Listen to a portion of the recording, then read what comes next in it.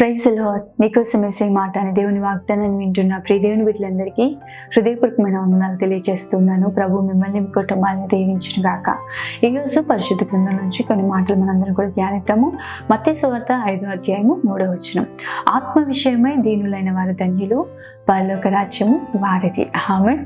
ఈరోజు మనందరి నిరీక్షణ ఏంటి? మనందరి యొక్క కోరిక ఏంటంటే దేవుడు మన కొరకు సిద్ధపరుస్తున్న స్థలం పరలోక రాజ్యంలో మనం అందరం కూడా ప్రవేశించాలని, ప్రతి ఒక్కరం కూడా మనందరం నిరీక్షణ కలిగి, ఆశ కలిగి దేవుని రాజ్యంలో చేర్చబడాలనే కోరిక కలిగి మనందరం కూడా ఎదురు చూస్తూ ఉన్నాం కదా. అయితే దేవుడు ఎవరికి పరలోక రాజ్యం అనుగ్రహిస్తారంటే అనేకమైన అంశాలు ఉన్నాయి. కానీ మొదటిగా దేవుడు చెప్పిన అద్భుతమైన మాట, ఎవరు పరలోక రాజ్యంలో ప్రవేశించగలుగుతారు, ఎవరిది పరలోక రాజ్యం అంటే ఆత్మ విషయమై దీనులైన వారిది. నిశ్చయంగా ప్రియ దేవుని బిడ్డ, దీనత్వం కలిగి జీవించినప్పుడు అత్యధికమైన మేలులు ప్రభువు దీనుల కొరకు దేవుడు సిద్ధపరిచి ఉంచాడు. దీనులు భూమిని స్వతంత్రించుకుంటారని, దీనులు ఆ భోజనం చేసి తృప్తి నొందుతారని, దీనుడు మొరపెట్టగా ప్రభు ప్రార్థన ఆలకిస్తారని, ఇలా మనం చూసినట్లయితే అనేకమైన గొప్ప విషయాలు దేవుడు దీనుల కొరకు రాసి ఉంచున్నాడు. అయితే ఈరోజు ఆత్మ విషయంలో మనము దీనత్వం కలిగి ఉండాలి. పరలోక రాజ్యం వారిదే అని ప్రభు చెప్తా ఉన్నాడు. ఈరోజు పరలోక రాజ్యాన్ని మనం సమీపించాలి, పరలోక రాజ్యంలో మనం చేర్చబడాలంటే ఆత్మ విషయమై మనం దీనులుగా ఉండాలి. ప్రియ దేవుని బిడ్డ, దీన మనస్సు అనే వస్త్రాన్ని మనము ధరించుకొని ఉండాలి, దీనులమై ఉండాలి.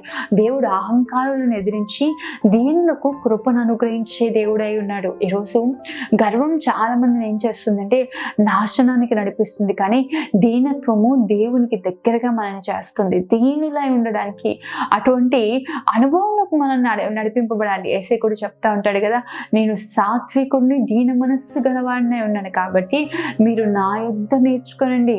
అదేవిధంగా మనం చూస్తూ ఉంటాం, మన యేసయ్య దీనుడై గొర్రె పిల్లను గాడిద పిల్లను ఎక్కి వస్తున్నాడు అని చెప్పి, మన రాజు దీనుడై వస్తున్నాడు అని చెప్పి రాయబడి ఉంటుంది. నిశ్చయంగా యేసయ్య మనకు నేర్పించింది, భూమి మీద జీవించినప్పుడు అనేకమైన విషయాలు ఆయన మనకు మాదిరిగా ఉంచిపోయాడు. అందులో ప్రాముఖ్యమైనది ఏంటంటే దీనత్వము. యేసయ్య తన్ను తాను ఎంతగానో తగ్గించుకున్నాడండి. నేను చెప్తా ఉంటాడంటే, మీలో ఎవరైనా గొప్పవారై ఉండాలనుకుంటే మొదట మిమ్ముని మీరు తగ్గించుకోండి.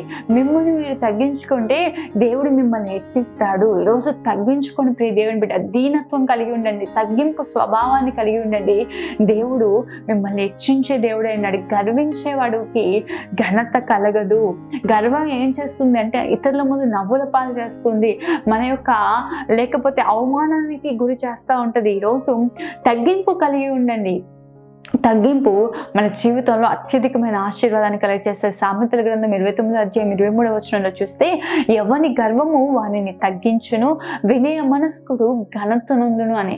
నిశ్చయంగా గర్వం ఏం చేస్తుందంటే మన యొక్క ఘనతను పోగొడితే, వినయము, తగ్గింపు, దీన మనస్సు ఏం చేస్తుంది అంటే మనకు ఘనతను కలగచేస్తూ ఉంది. ఈరోజు ఎంత ఉన్నా ఒక సామెత ఉంటుంది ఏంటంటే, అన్నీ ఉన్న ఇస్తరి అంట అణిగి మణిగి ఉంటుందంట, ఏమీ లేని ఇస్తారంటే ఎగిసి పడుతుందంటే. ఈరోజు ప్రభువు నీకు ఎన్నో గొప్ప కృపలను, గొప్ప తలాంతులను, గొప్ప ఆశీర్వాదాలను ప్రభు నీకు అనుగ్రహించి ఉన్నాడు.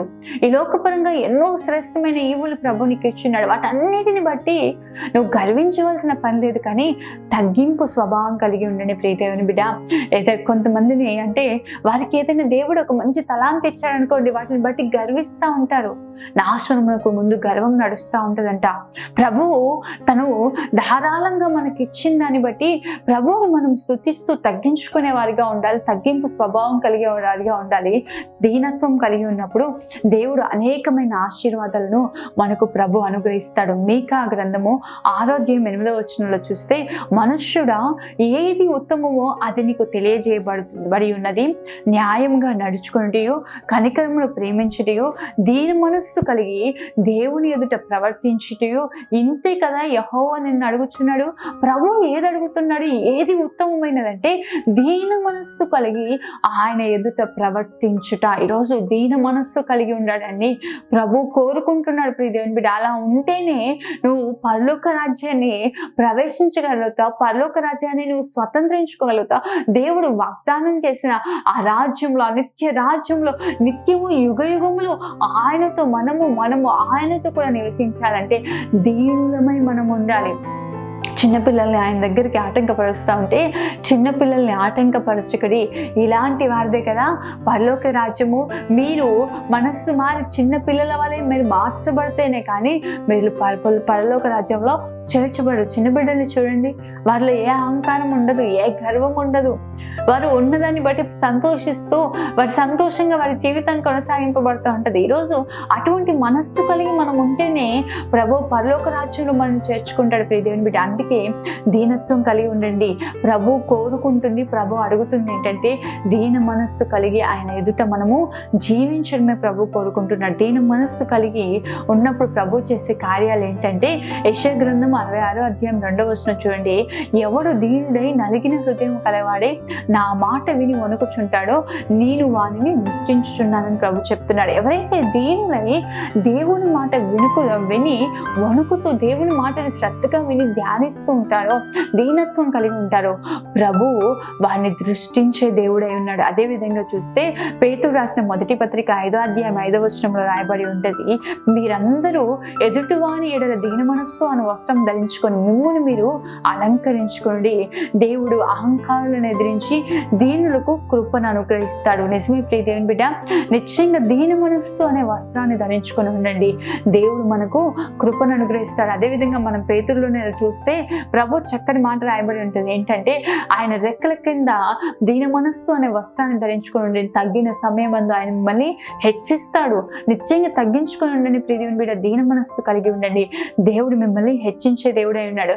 యెషయా గ్రంథం 57వ అధ్యాయం 15వ వచనం చూస్తే ఆయన రాస్తున్నాడు చూడండి, నేను మహాగణుని, మహోన్నతుడిని, మహాపరిశుద్ధ స్థలంలో నివసించేవాడిని, అటువంటి నేను ఎవరి యొద్ద నివసిస్తానంటే అక్కడ రాయబడి ఉంది స్పష్టంగా చూడండి, వినయము గలవారి యొద్దను దీన మనస్సు గలవారి యొద్దను నేను నివసించుచున్నాను. నిశ్చయంగా ప్రభు మనలో ఉండాలి. కొరింథీయులకు రాసిన పత్రికలో అపోస్తలుడైన పౌలు రాస్తూ చక్కటి మాటలు రాస్తూ ఉంటారు. ఏమంటే మీ దేహము దేవుని ఆలయమై ఉన్నది, మీరు విలువ పెట్టబడి కొని ఉన్నారు. మీ శరీరం అంటే మన దేహము దేవునికి ఆలయంగా ఎప్పుడు మార్చబడుతుంది, ఎప్పుడు ఆయన మనలో నివసిస్తారు అంటే మనం దీన మనస్సు కలిగి ఉన్నప్పుడు. దీన మనస్సు కలిగి ఉంటే దేవుడు పరలోక రాజ్యాన్ని మనకు అనుగ్రహిస్తాడు. దీన మనస్సు కలిగి ఉంటే ప్రభు తన దృష్టిని నిలుపుతాడు.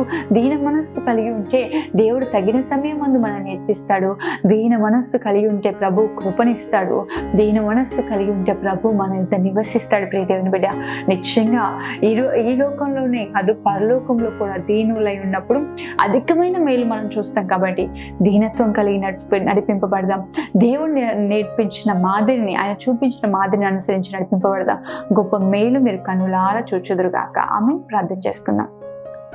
మహోన్నతుడైన తండ్రి, సర్వశక్తి మంత్రుడైన దేవా, నీకే వందనాలు ప్రభా. ఎంత అద్భుతమైన రీతిగా మీరు మాతో మాట్లాడారు ప్రభా. నిజమే తండ్రి, పరలోక రాజ్యం ఎవరిది అంటే ఆత్మ విషయమై దీనులైన వారిది అన్నారు ప్రభా. ఈరోజు అయా నిశ్చయంగా అట్టి అనుభవంలో దీనత్వం కలిగి నడిపింపబడగలిగే అనుభవంలో మనందరినీ నడిపించమని ప్రార్థిస్తున్నాం తండ్రి. ఎంతమంది అయితే ఈ మాటలు విని అయా నిశ్చయంగా అట్టి అనుభవంలో నడిపింపబడాలని ఒక ఉన్నతమైన తీర్మానంతో, ఉన్నతమైన ఆలోచనతో ఎంతమంది అయితే అయ్యా ఈరోజు ప్రార్థిస్తున్నారు, అట్టి మనస్సును ప్రతి ఒక్కరికి తగ్గించుకునే అనుభవంలో ప్రభువా నడిపించమని ప్రార్థిస్తున్నాం తండ్రి. బిడ్డలపైన దృష్టి నిలపండి, నీ కృపను అనుగ్రహించండి అయ్యా. వారి మధ్యలో నివసించండి, తగిన సమయంలో వారిని హెచ్చించి నీ నిత్యరాజ్య వారసులుగా వారిని మార్చమని ప్రార్థిస్తున్నాం. కృపను అనుగ్రహించండి, నీ సన్నిధిని తోడుగా నుండి చేయండి. ఈ రోజంతా బిడ్డలకు కావాల్సిన ఉచితమైన కృపను మెండుగా అనుగ్రహించమని యేసు పరిశుద్ధ నామములో వేడుకుంటూ ఉన్నాను తండ్రి. ఆమేన్. దేవుడు మిమ్మల్ని, మీ కుటుంబాన్ని దీవించును గాక. ఆమేన్. God bless you.